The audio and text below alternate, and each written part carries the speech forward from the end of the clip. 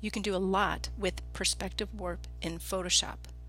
Right now it's grayed out because we haven't anything to deal with. But let's try with textures. As you can see, the house here is in a certain angle, so the brick is going in this direction and the brick is going in that direction. You would open up the file of the information you need to grab for reference. So I'm going to grab Select All, Command A, and I'm going to copy, Command C. You can easily just say copy. And go back to the original brick. I'm going to paste that, or Command V. Automatically it shows in a new layer. And I can name that layer brick. Move that down because we want it behind, underneath that brick house vector. Now this brick seems to be much smaller, or maybe a certain size that I want to have it. So I'm going to do Command T to bring in that free transform, and then I'm going to scale it just to move it to the size I want. So right now this looks okay for now. I'm going to apply that free transform by just double clicking. Now once you have the layer selected with the pattern or texture, we're going to edit, perspective warp, and it's telling you that basically the layout, you're kind of casting a net. So I like to click from the beginning, top, all the way drag down. And your net could be the whole thing or not. It still grabs it all, but I like to grab it all. This is just saying, hey, this is what I want to have my handles to start moving around when I want to change the perspective.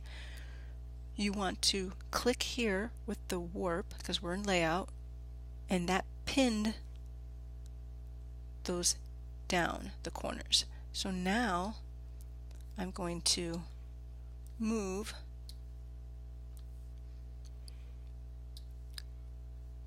to what I need it to be. So I'm just going to change things, angle it. You can still decide if you need to scale it, and if that's the case, you still have to do that while you're here in the perspective warp, and you're just moving things around. And you know, if it's the way you like it, that's great. If it's not, just still make those adjustments. Now if you're happy with what you've already created and the perspective you want, you need to go to check mark. This means no, this means reset. Now that has applied. So now how do I remove what I don't want? One easy way is to turn off the layer you're on that you are working with. It gives me the whole house.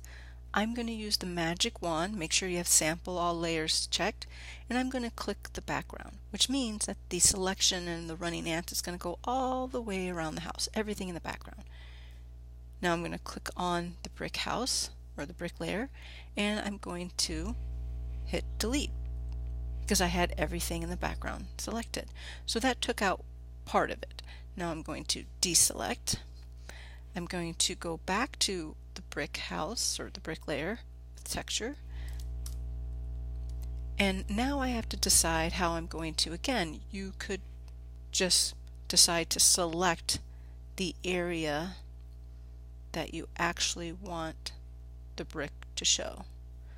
So I'm doing the selection of where I want the brick texture to show. So this selection right here is going around this wall. If I turn on the brick, as you can see, whatever I have selected is where I want the brick texture to be. But I don't want it anywhere else. But if I hit delete, it deletes my selection. So we need to inverse that, so then the running ant is going around the whole artboard and it looks like it's going around here. So again, select what you do want the brick texture to appear, and then you inverse that selection, And then you know it's inversed because you'll see the little running ants around the whole artboard, and it looks like it's running around your selection, but it's actually reading the material around the artboard. And I'm going to hit delete, and now there I have that brick wall. Let's do that again with another brick side.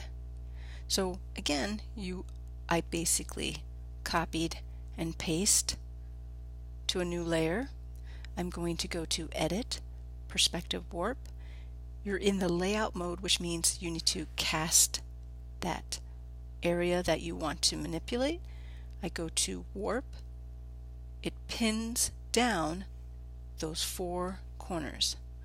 Give it some time, and now I'm going to change the direction. You could decide to line up where you want to see it. Now you've noticed it disappeared, and that's common. I zoomed in too soon. It could be the way my computer's reading everything. Just zoom out, and then you realize you're limited to a certain zoom size. Your computer might not have that issue. Alright, so right here, maybe I'm satisfied. If you're satisfied with the direction it's going, now we need to apply it right here. And now, like I said before, take out the easiest area. So I'm going to turn off the original one, turn off the layer that I'm on, and use that magic wand. It selects everything in the background. I turn on that layer, I hit delete, and then everything around it will go away. Deselect, turn that back off, and then you can easily, if you'd like, I've been using the selection tool, but you could manually just erase what you don't want to show up, right? So you can just use the eraser tool if you'd like.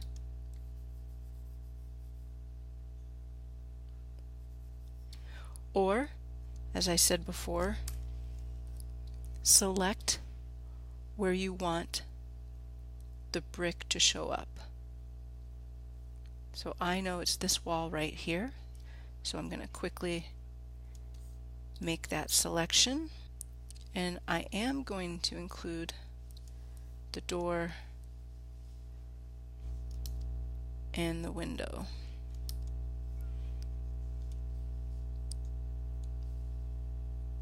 And if your selection isn't right here, I need to add. There we go. Now, it is going around where I want the brick to show up.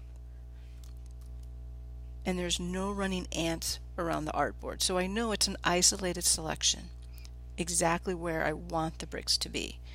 So we need to inverse that selection so it flips, and see the running ants going around the artboard? That means it's selecting everything around this spot. It's not pointing to this spot, it's going around it. And now I'm going to hit delete and deselect.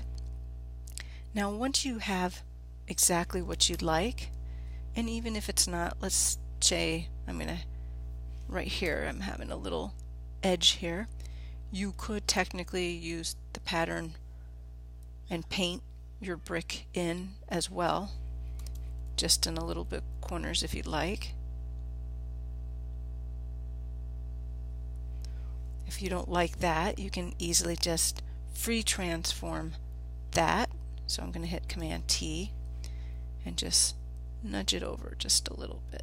If you feel like you can't really finesse, go to your view, turn off your snap, because sometimes that makes it not easy to move things around and makes it rigid. And it's okay if you go out just a little bit, it's fine. So now I have 2 layers with bricks. So we can leave it as that and name them brick 1, brick 2, or we can make sure we merge those visibles. So I click on that brick, I hold down the shift key and click on the second one. So both of those 2 layers are selected, only those 2. I go to that option menu and I go to merge layers, merge layers. And now I have one layer for just that brick. Now with that brick, maybe there's some changes I want to make.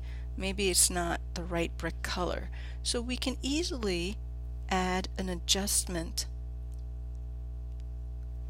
I would go right over here to Hue Saturation. I have that brick layer. I'm going to click on Hue and Saturation, and then I can decide if I want to make it more bright or purple or even yellow or gold. So I'm just gonna, so I made it more red. Now you don't have to use the Hue and Saturation, you can use whatever you like. As you can see, not only did it change the brick, it changed everything below. So what you need to make sure is when you use the adjustment levels, this Hue and Saturation, you want to clip it because it'll go just to the brick and not affect anything else. So clip your adjustment to only affect the layer you want it to affect and nothing else. So now that's an overview of how to do a perspective warp, and we utilize other tools as well to help us.